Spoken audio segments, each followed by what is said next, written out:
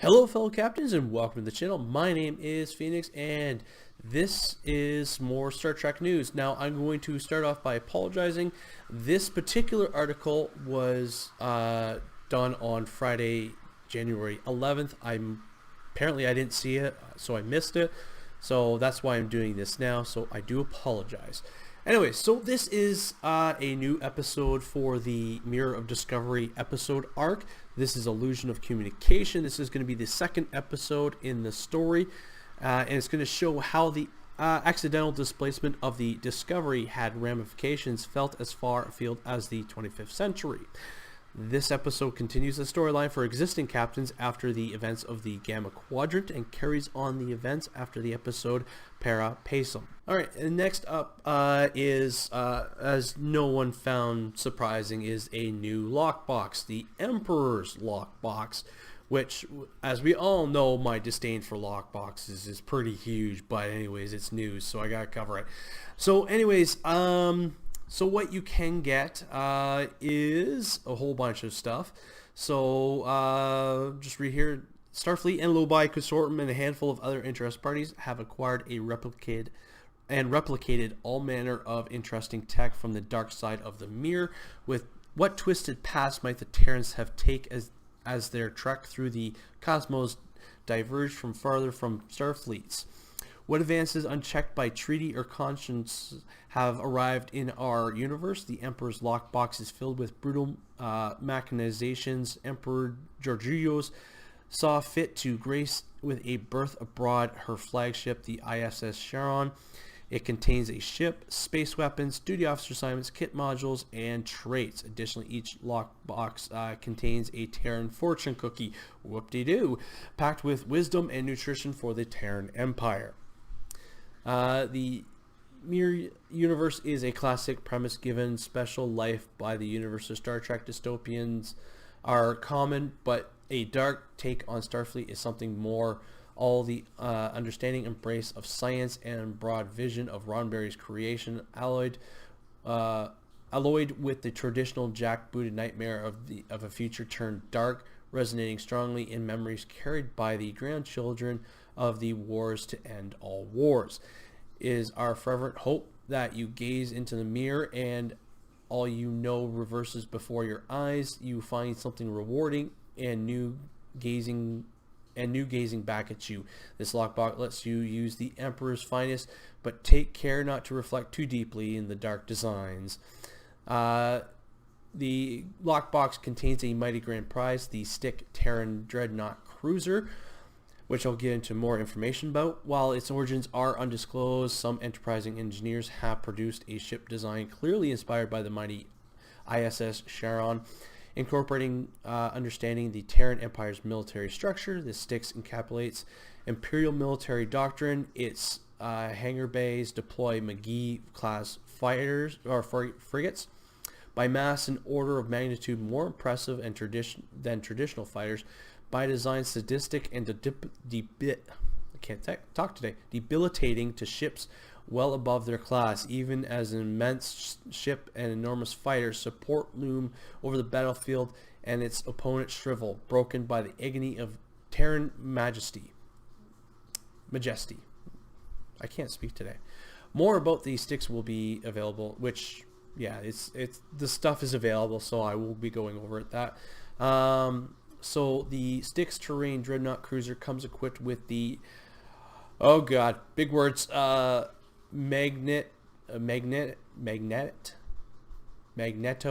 hydrodynamics fusion expulsion universal console. That's a mouthful. When activated, this console distorts the magnetic field around the ship's exotic fusion core, causing a violent explosion of the ionized plasma in the device's corona.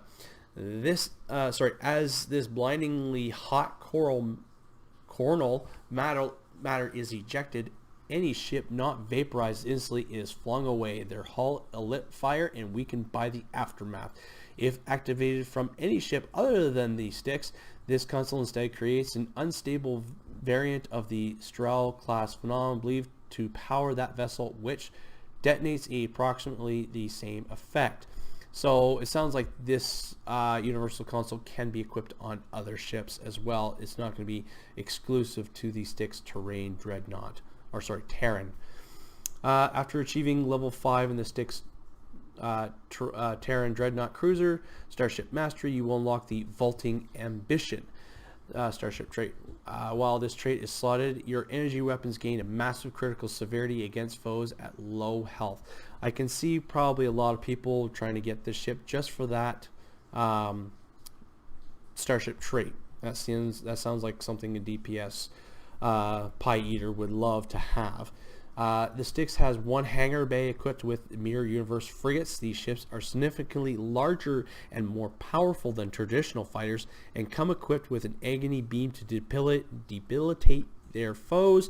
The frigate pets can only be launched from the Styx, so you can't launch them from any other ship. And again, more info, which I will go over in just a moment.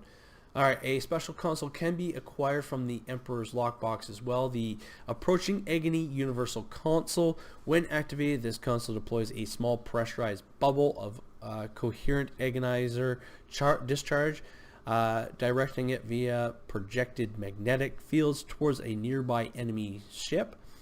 Once close enough, the field is released, causing the bubble to burst into a cloud of highly charged particles and a massive amount of agony energy stored within.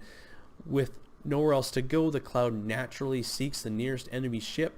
Ships inside the cloud suffer waves of agony energy discharging from their hulls, damaging their systems and torturing their crews. The cloud deals significant phaser damage over time, and each wave of damage has a chance to disable the enemy ship outright for a few moments. That would be an interesting console to have right there. So additionally, the Emperor's Lockbox has new space weapons within the Emperor's Weapon Pack. A rich variety of Mirror Universe space weaponry has become available, with the choice of either disruptors or phasers within them, either beams or cannon. Within that focus link, targeted link, and resilient linked, these weapons provide tremendous customability. These weapons provide a bonus to ability cooldowns within their discipline, science, tactical, or engineering respectively, as well as additional stat boosts appropriate for their type. Rarely, weapon packs contain the Emperor's Vanity shield, providing the aesthetic that the Charon is a ship that equips it with its Vanity shield slot. Okay, that's interesting. So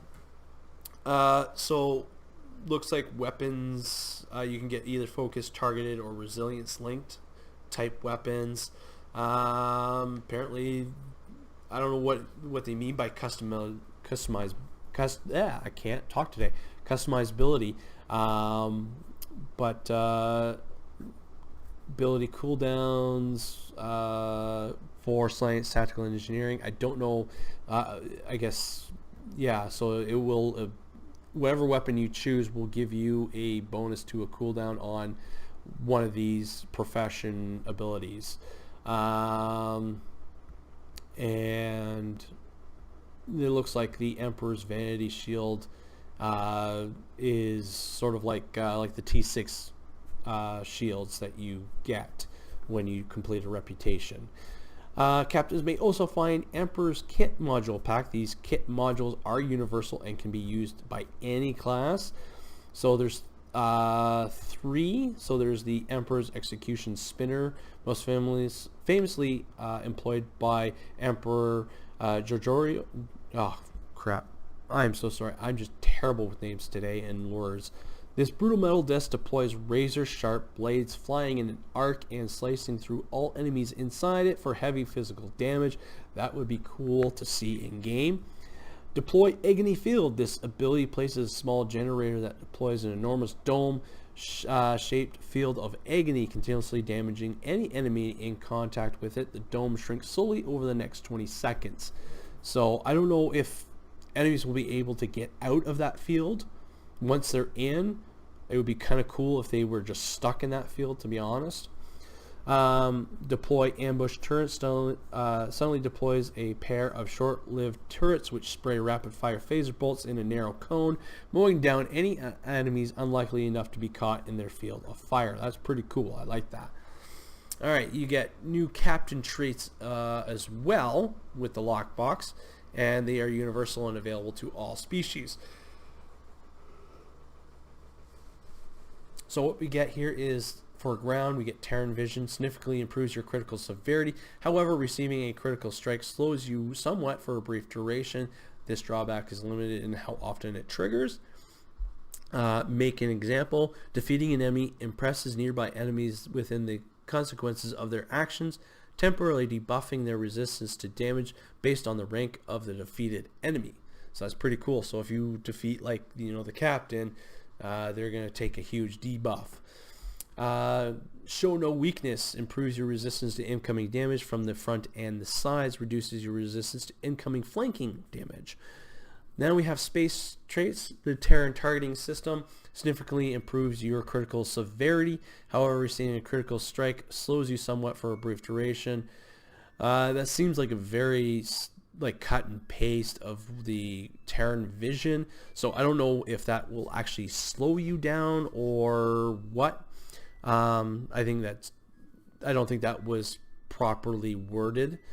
Then we have Into the Breach. Defeating an enemy impresses creates an opening for your ship to exploit, temporarily debuffing nearby enemies' resistance to damage based on the rank of the defeated enemy. So again, similar to Make an Example, but in this case they did word it for your starship, where you can use a exploit to debuff the enemy. Then we have No Retreat, No Mercy, improves your resistance to incoming damage from the front and side arcs. Okay, yes, same, but just for space. Then we have research duty officer assignments. So each of these 5 assignments yields high XP and dilithium rewards. Completing all the assignments gives additional dilithium or extra duty officers and a title. Then there are other prizes in the Emperor's Lockbox for players to acquire, such as R&D packs, boost, and other assorted items. Each box also contains Terran fortune cookies with similar assorted fortunes. So there's your fortune cookies right there. Forget everything else. We got fortune cookies. Let's go for fortune cookies. Everything else can go on the wayside. Also, Low-Buy Store has also 2 new items available for purchase. So we have the Emperor Sword, a replica of Emperor Georgiou's. Sorry, I'm butchering everything today. Sword inspires nearby allies with the terror and majesty of the Emperor in each swing. In addition of the inspiration combat aura, the sword's attack carry a chance to inflict a bleed. Lastly, the wielder of the sword can call a Terran assault squad to reinforce their position in the field. That's pretty cool. And here's another thing that's really cool. I will say, even though I'm not a fan of Star Trek Discovery, the one thing I really enjoyed was the Terran officer uniforms, more or less these ones right here. Not these ones, but these ones. These ones are really cool. I liked them. But yeah, you can make your enemies cower in fear with the uniforms of the 23rd century Terran Empire, one of the most requested items from Star Trek Discovery Season 1. These stylish gold outfits are fashionable as they are intimidating. One thing I would say is these should be in the C store, not in the Low-Buy store or Low-B store, which one you prefer.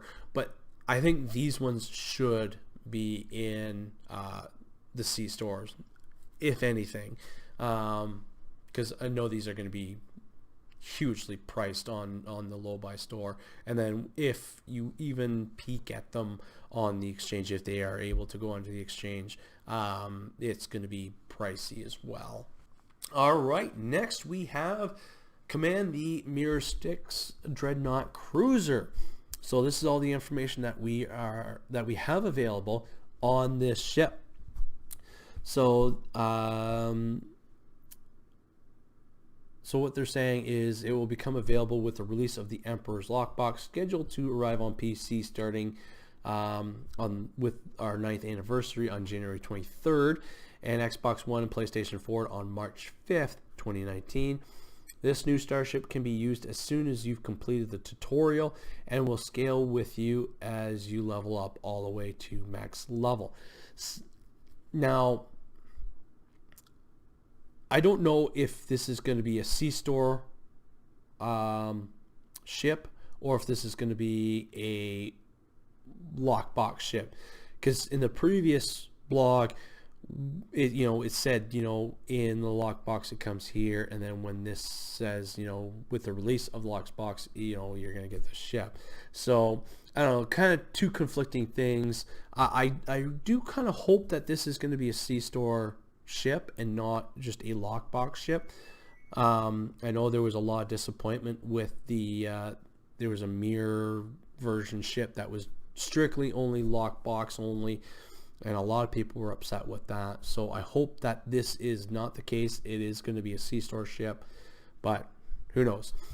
So this starship continues the experiment, starting by the Walker-class prototype light exploration cruiser, expanded by the Mirror escort carrier. Okay, so that was the one that was in the lockbox. As other scaling starships, we hope you share our excitement as we continue exploring the concept of scaling starships. See, I don't mind the scaling of the starships. I think that's actually a really good idea, and I'm surprised they didn't go with that when Star Trek Online first came out. But I mean, there was different thinking back then. So, if commissioned at low level, some of the starship's capabilities will be restricted temporarily, but will quickly and automatically unlock as you increase your captain's level at each tier. This ship remains a strong competitor to other ships of the same tier, and outdoing them in many ways, and keeps getting better as you continue to play Star Trek Online. The table below shows your progression of hull strength, weapon slots, and console slots as you level up. Okay, so at level 1, this is what you get, and then at level 10, 20, 30, and level 65 here, base hull of 65,250, 4 and 4 for weapons, 4 for tactical and engineering, and 3 for science. That's a pretty balanced console slots right there. That seems pretty balanced. That's kind of nice. Note that although Starship Mastery may be earned immediately, unlocking the Starship trait does not permit its use until at least level 50, so be aware of that. So we're going to get into the stats of the ship. So it's going to feature a Commander Engineering / Command Station and a Lieutenant Commander / Intelligence Station. I think that's supposed to be a Lieutenant Commander Universal. So let's see here.